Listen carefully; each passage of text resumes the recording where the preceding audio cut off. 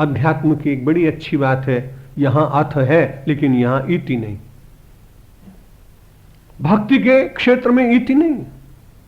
किसी भी महापुरुष ने भक्ति करते करते और ये कहा हो कि बस इसकी इति मैंने देख ली है, सीमा मैंने देख ली है, ऐसा आज तक कोई नहीं कह सका। क्योंकि जिसने सीमा देखी भी हो, बड़ी कठिनाई उसकी रही कि वो कहने का सामर्थ्य खो बैठता है। कई महापुरुषों से आपने श्रवण किया होगा कि नमक की पुतली जब समुद्र की थाह लेने के लिए चली, क्योंकि कोई उसकी थाह ले नहीं पाया था, तो नमक की बनी हुई एक पुतली ने कहा चलो मैं जाकर थाह लाती हूं। लेकिन जब वो समुद्र में थाह लेने के लिए गई तो स्वयं ही गल गई, उसी में क्षार के साथ क्षार के रूप में परिवर्तित हो गई। लोग प्रतीक्षा करते रहे, बहुत विश्वास लेकर गई थी, अहंकार पूर्वक कहा था कि मैं उसकी थाह लेकर आऊंगी, पर वो लौटी ही नहीं। भक्ति का सरोवर भी ऐसा ही है, इसमें अर्थ तो है पर इसमें इति नहीं। इसमें व्यक्ति अवगाहन तो कर सकता है, लेकिन अवगाहन में डूबने के बाद मैंने इसकी सीमा छू ली है, ऐसा कहने का अधिकार रहता नहीं। और यदि कुछ रहता हो तो फिर उसके भीतर बोलने की शक्ति रहती नहीं, वो उसे वर्णन कर पाता नहीं। इसलिए देवर्षि नारद ने कहा अथा तो भक्तिम व्याख्यास्यामः। अब मैं इसके बाद आप सब लोगों को, संसार के लोगों को कहा मैं भक्ति की व्याख्या करूंगा। मैं भक्ति की व्याख्या करूंगा क्यों? तो दूसरे सूत्र में कहा उन्होंने स्वा तस्मिन् प्रेम रूपा।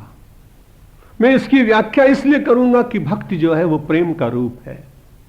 संसार में कोई व्यक्ति यदि उसे प्रेम न मिले तो बहुत दिन तक जीवित नहीं रह सकता।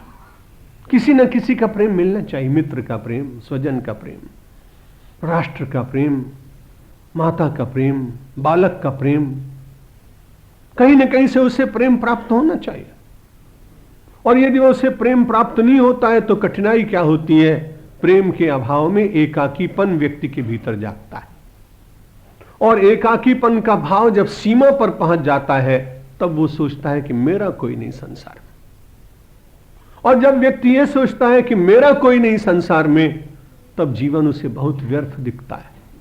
और जब जीवन बहुत व्यर्थ दिखता है तब वह आत्महत्या कर लेता है। और यह आत्महत्या की घटना किसी विपन्न व्यक्ति के साथ ही केवल घटती हो ऐसा भी नहीं होता। कई बार तो बहुत पढ़े लिखे लोग, अमेरिका में कई बहुत अच्छे संपन्न लोग सुसाइड कमिट कर लेते। यदि उनको कभी जीवन में देवर्षि नारद के इन भक्ति सूत्रों को सुनने का अवसर मिल गया होता, या किसी भक्ति शास्त्र के ग्रंथ का अवलोकन करने का अवसर मिल गया होता, तो ऐसे लोग जो परमात्मा का वरदान मानव जीवन है वो अपने आप ही उसको भग्न न करते, उसे न तोड़ते, उसे नष्ट न करते। इसलिए देवर्षि नारद की इस भक्ति व्याख्या और सूत्रों का महत्व केवल पारलौकिक नहीं है, लौकिक भी है।